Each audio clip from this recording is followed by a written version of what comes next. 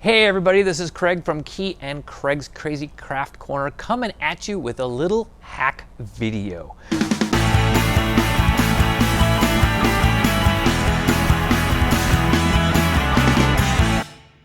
This will attach nicely with our bottle cutting for the finishing process, or it can be used for anything. So today I have an old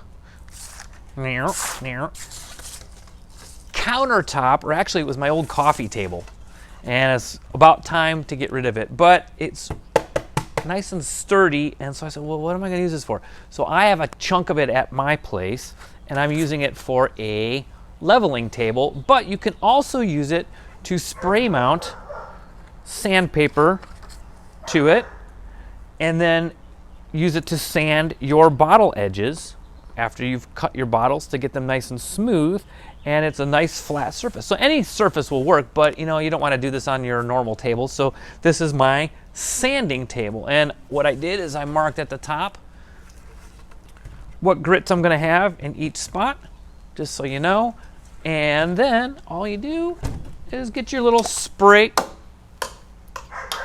77. Wow, it's amazing how that came back to me.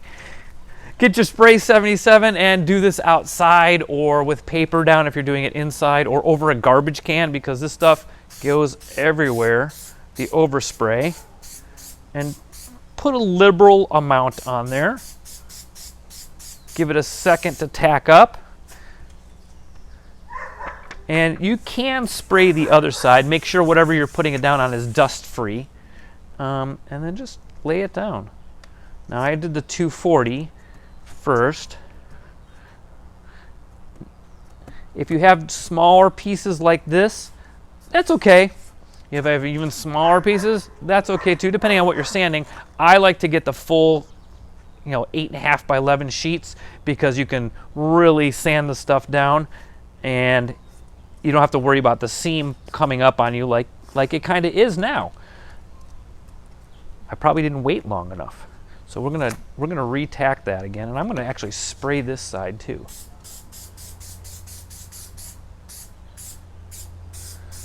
Now this surface is really smooth, so this might not be the best thing to do, but any surface will eventually get tacked down to it. It's probably just a little wet, so I'm gonna wait. While we're waiting for that to tack up, I'm just gonna hold this piece and show you what I do with the glass. That's not a good piece. That's not a good piece either. There's my good piece. So this is why we want it to be a little bit longer or wider, because you don't want to necessarily always go in an up and down motion like this or back and forth. You want to do a circle, so that way you're sanding all of the surface evenly. Because if you do this, if you're pushing harder, you're going to sand this front edge down more, or if you're pushing harder on the back, you're going to sand that edge down. Now, since this is a sharp piece of glass, I don't really want to cut my hand open on the one part that's not done yet. So I'm going to put my glove on, and we're just going to start off. I think I got here, what do I have? A 120. Usually I start a little bit lower, like a 80. And if you can't go in a circle, then just make sure you're constantly rotating your piece of glass or whatever you're sanding every few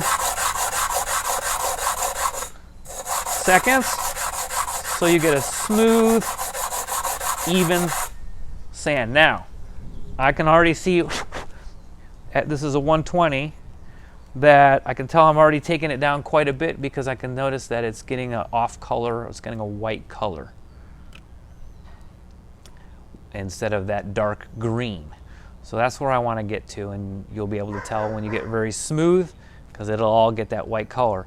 Now, after you get it smoothed out to be one surface, that's when you start working up, and that's why I had the different areas for the different grits. I'd start with the 60, go to the 80 to work out the really big divots, go to the 100, and then once you're really far down, you go to the 220 or the 240.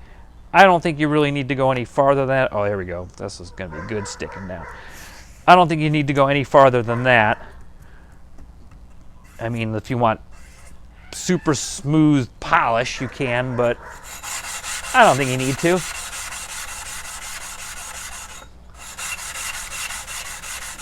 Just that quick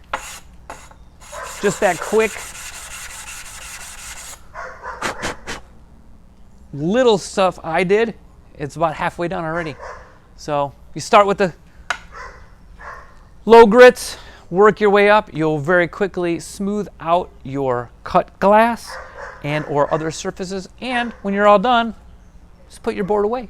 You're not taking up any table space when you don't need to. So that's my quick little hack for today. I hope you enjoy it and do some upcycling at the same time. See you guys next time.